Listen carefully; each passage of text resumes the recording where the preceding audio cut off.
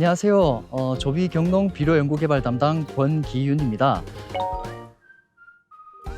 오늘은 경주에 한번 나와봤습니다. 지금 이제 뒤쪽에서 보시는 그 마에 대해서 한번 설명을 드리고자 한번 이렇게 자리를 마련하게 됐습니다. 저희가 이제 하얀색 그 갈아서 건강음료로 많이 드시는 그 마 맞습니다. 먼저 마 같은 경우에는 주로 경상북도 북부지방에서 많이 재배를 하십니다. 안동, 예천 이런 쪽이 이제 가장 주산지가 되겠고요. 이제 날씨가 굉장히 많이 덥고 그리고 모래 땅이 많은 곳들, 물이 잘 빠지는 곳들 그런 쪽에서 이제 재배들을 많이 하고 계십니다. 마 같은 경우에는 정말 1m 혹은 그 이상까지 크는 장마종이 있고 한 50cm 정도까지 크는 단마종이 있고 그보다 더 짧게 좀 둥글게 자라는 둥근마 이런 것들이 굉장히 많이 있습니다. 다양한 종류가 있습니다. 하지만 어떤 생리 주기라든가 그런 비료의 요구도 같은 부분들은 어느 정도 유사한 부분들이 있고 그리고 병충해가 붙는 것들 이런 것도 어느 정도 유사한 부분들이 있습니다. 오늘 촬영 시기는 현재 한 6월 초순을 지금 지나고 있습니다. 마의 이제 생리 주기를 좀 간단하게 설명을 드리자면 이제 재배 방식이 되겠지요. 한 3월 하순부터 4월 초, 늦게는 4월 중순까지는 이제 파종들을 거의 마치십니다. 이제 감자 하시는 분들과 조금 유사하다고 보시면 되는데 씨마라고 해가지고 마뿌리 덩어리를 이제 싹을 좀 틔워가지고 심게 됩니다. 이제 전문적으로 농사를 지으시는 분들 같은 경우에는 아무래도 수익성을 극대화하는 것이 무엇보다 중요합니다.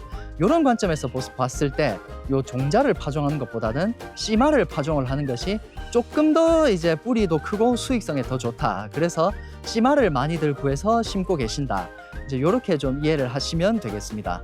이렇게 이제 한 4월 정말 늦게 4월 중순까지 그때 이제 파종을 하게 되면은 한 5월 내지 6월 초 내지는 6월 중순까지 이렇게 발화를 해가지고 그 위쪽으로 대부분 다 올라오게 됩니다. 그렇게 한 6월까지 이렇게 다 올라오면은 이게 이제 7월까지 덩굴을 타고 지상부가 생장을 하게 됩니다.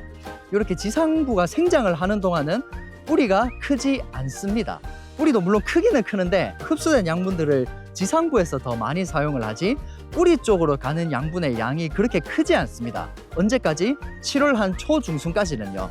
그 말은 7월 중순 이후에 흡수된 양분 그리고 흡수된 양분을 사용해서 지상부에서 광합성을 한 것들이 뿌리로 가가지고 9월 내지는 한 10월까지 10월 한 중순까지 그렇게 괴경이 비대를 한다. 뿌리가 비대를 한다. 그렇게 이제 이해를 하시면 되겠습니다. 여기서 비료 관점에서 중요한 부분이 뭐냐면은 첫 번째 질문, 밑거름에 완전히 집중을 하면 되는 것인가? 아닙니다. 물론 밑거름 굉장히 중요합니다. 지상부를 충분히 키워 놓아야 광합성을 해가지고 아래쪽으로 양분들을 보내줄 수 있다. 이거는 절대 틀린 말이 아니에요. 하지만 내가 재배를 하면서 좀 기후도 바뀌고 날씨도 갑자기 많이 더워지고 비도 막 오락가락하고 하니까 생육이 좀 이상한 것 같다. 그럴 때 비료적인 관점에서 어떻게 좀 개선을 할 수 있느냐 이렇게 질문이 들어온다면은 밑거름으로는 전체 비료 중에 한 50에서 60% 정도만 주시고 그리고 7월 중순 이후에 이제 양분들이 뿌리로 많이 내려갈 때 그 시기에 추비를 좀 이제 신경을 써서 줌으로써 이제 수확량을 극대화하는 방법을 제안을 드려보는 겁니다. 자, 요거는 이제 밑거름과 추비 이제 기비 추비로 이렇게 나누어져 있는 것을 설명을 드리는 거고요. 이제 저희 조비 같은 경우에는 이제 주력 상품으로 다들 아시겠지만 완효성 비료. 그래서 저희 완효성 비료 같은 경우에는 한 100일 넘게 120일 이렇게 가는 원해용 비료들이 많이 있습니다. 그래서 이런 원해용 비료들을 사용을 하셔가지고 밑거름뿐만 아니라 초반에는 비료 성분이 좀 적게 나오다가 후반기에 가서 비료 성분이 많이 나오는 그런 장기 완효성 비료를 이제 사용을 하셔가지고 그런 노동력 같은 것도 많이 줄이시는 것도 좀 한편으로는 괜찮은 제안이 아닌가.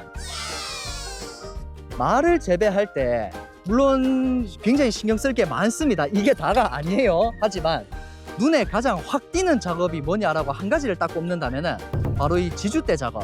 이제 덩굴들이 이렇게 땅을 기게 되면은 병충해도 붙기 쉽고 그리고 광합성도 잘 하지 못해가지고 결과적으로 생육이나 수량이 굉장히 좀 안 한 거에 비해 부실해집니다. 그래서 덩굴들이 잘 타고 올라와서 이 연면적 지수를 최대한으로 늘려주고 또 어떤 땅에서부터 올라오는 충이라든가 그런 물 튀는 것들, 흙탕물들을 피해가지고 병충해들을 최대한 억제시켜주는 것 이런 것들이 이제 목적이다. 이렇게 이해를 하시면 되겠습니다. 오늘 할 작업은 이제 요 지주대 설치하는 거랑 요 이제 망 설치하는 작업을 할 겁니다. 덩굴이 충분히 지상부를 타고 올라올 수 있도록 그렇게 해가지고 병충해가 덜 붙고 연면적 지수를 최대한 늘려서 광합성을 잘할 수 있도록 해주는 거, 그게 요점입니다. 또 그리고 의외로 마 같은 것들을 이제 텃밭에서 많이 하시는 분들도 계시더라고요. 이런 분들을 위해서 한 가지 가벼운 팁을 드리자면은, 마 같은 경우에는 굉장히 양지성 식물입니다. 양지성 식물. 이제 햇빛의 요구도가 굉장히 많은 식물이란 뜻입니다. 마 같은 경우에는 굉장히 강한 햇빛, 그리고 좀 높은 온도가 중요합니다. 이 높은 온도라 하면 한 35도 정도 선을 마지노선으로 해가지고 좀 높을수록 좋다, 이렇게 이해를 하시면 되겠고요. 거의 한 40도 넘어가 버리면 그는 식물이 죽습니다. 그런 얘기를 하는 건 아니에요. 그래서 높은 온도와 그리고 강력한 햇빛이 내려지는 곳, 그리고 물이 굉장히 잘 빠지는 그 모래 땅일수록 좋다, 요런 것들을 좀 키워드로 가지고 텃밭 재배하시는 분들은 이제 마를 하시면은 조금 더 그래도 많이 수확을 하실 수 있지 않겠나, 이렇게 생각을 합니다. 그 텃밭 하시는 분들은 장마는 가급적 하지 마세요. 장마 같은 경우에는 거의 1m 가까이 자라기 때문에 그거를 전문 농가들도 수확을 하실 때에는 포크레인을 불러가지고 땅을 파가면서 사람 여러 명이 붙어서 그렇게 수확을 합니다.